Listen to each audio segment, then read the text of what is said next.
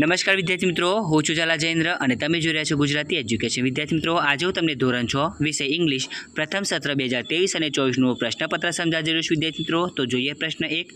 નીચે આપેલી કાવ્ય પંક્તિઓ એટલે કે પરિચ્છેદ વાંચો અને પ્રશ્નના ઉત્તર આપો. વિદ્યાર્થી મિત્રો, પ્રશ્ન 1 છે તમારે 16 માર્કનો રહેશે. તમારે અહીંયા જે કાવ્ય પંક્તિ આપેલી છે એ વાંચવાની છે અને નીચે પ્રશ્નોના આન્સર આપવાના છે. તો તમે જોઈ શકો છો અહીંયા પ્રશ્નો અને answer. What did the little one say? તો the little one said roll over. તો વિદ્યાર્થી મિત્રો, એવી જ રીતે તમે બીજો પ્રશ્ન પણ જોઈ શકો છો. What did they all do?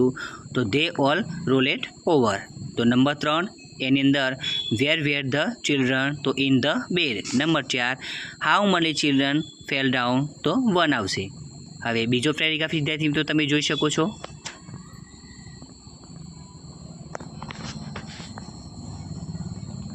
હવે એના પ્રશ્નોને આન્સર આપેલા છે વિદ્યાર્થી મિત્રો. અહીંયા હવે હું વાંચન નથી કરતો. જો વાંચન કરાવીશ તો વિડીયો ખૂબ લાંબી થઈ જશે, એટલા માટે તમારે જાતે જોઈને લખવું પડશે.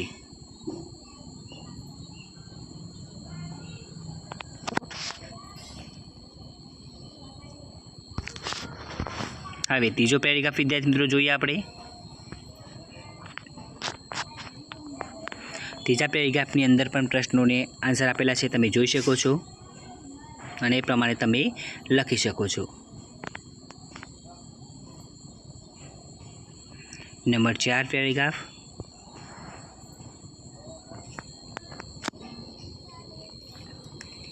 જે વિદ્યાર્થી મિત્રો સ્પીડમાં નથી લખી શકતા એ સ્ક્રીનશોટ પાડીને પછી શાંતિથી સારા અક્ષર લખી શકે છે. એની અંદર પણ પ્રશ્નોને આન્સર વિદ્યાર્થી મિત્રો આપેલા છે.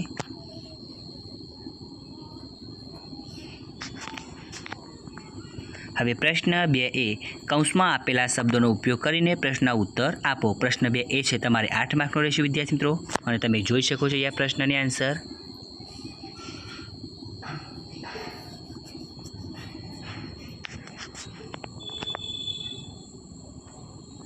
હવે બી એની અંદર વિદ્યાર્થી મિત્રો ટ્રુ અને ફોલ્સ આપેલા છે. બી તમારે 4 માર્કનું રહેશે.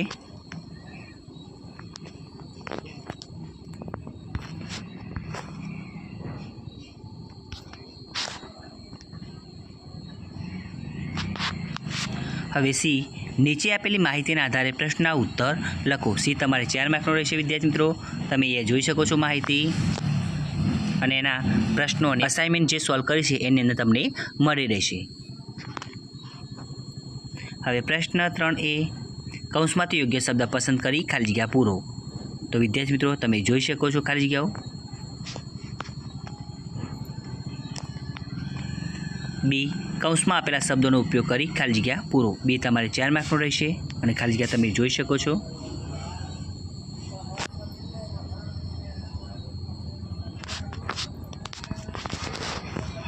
હવે આગળ જોઈએ વિદ્યાર્થી મિત્રો.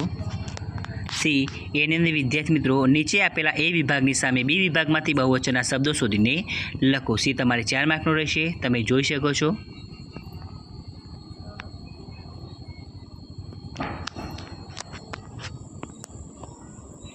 ડી નીચે આપેલા એ વિભાગની સામે બી વિભાગમાંથી વિરુદ્ધાર્થી શબ્દો શોધીને લખો. ડી પણ તમારે 4 માર્કનો રહેશે. હેવી એની સામે આવશે લાઇટ. બીજું એબસેન્ટ તો પ્રેઝન્ટ. ઇન તો વિદ્યાર્થી મિત્રો ઇનની સામે આવશે આઉટ. સ્ટ્રોંગના સામે આવશે વીક. રીચ એના સામે વિદ્યાર્થી મિત્રો આવશે પુઅર. નંબર 6 યસ તેના સામે આવશે નો.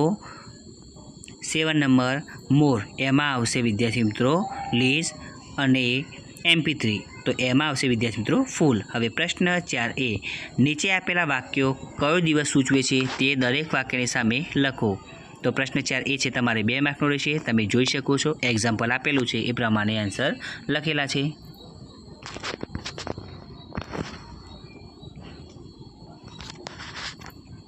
બી કૌંસમાં આપેલા શબ્દોનો ઉપયોગ કરીને ચિત્રનું વર્ણન પૂર્ણ કરો.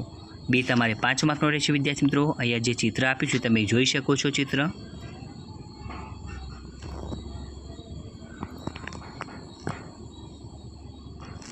હવે એના પ્રશ્નોને આન્સર જોઈએ આપણે.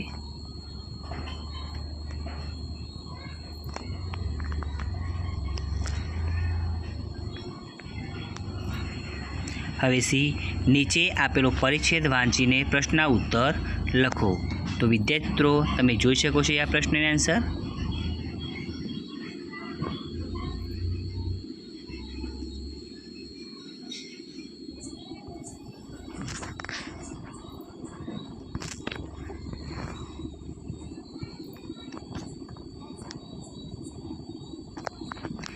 ડી, કૌંસમાં આપેલા શબ્દ સમૂહનો ઉપયોગ કરીને સંવાદ પૂર્ણ કરો. ડી પણ તમારે 5 માર્કનો રહેશે.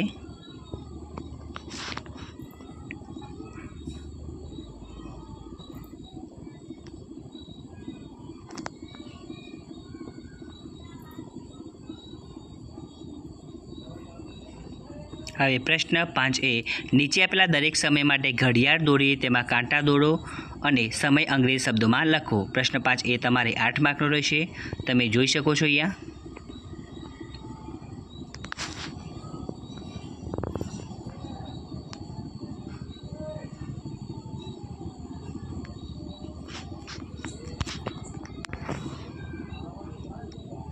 બી, નીચે આપેલા વિષયોમાંથી ગમે તે એક વિષય પર 6 થી 8 વાક્યો લખો. બી તમારે 8 માર્કનો રહેશે વિદ્યાર્થી મિત્રો. પહેલું છે ધ કાઉ અને બીજું છે ઓન અ ફાર્મ. તો વિદ્યાર્થી મિત્રો ધ કાઉ વિશે આપણે જોઈએ.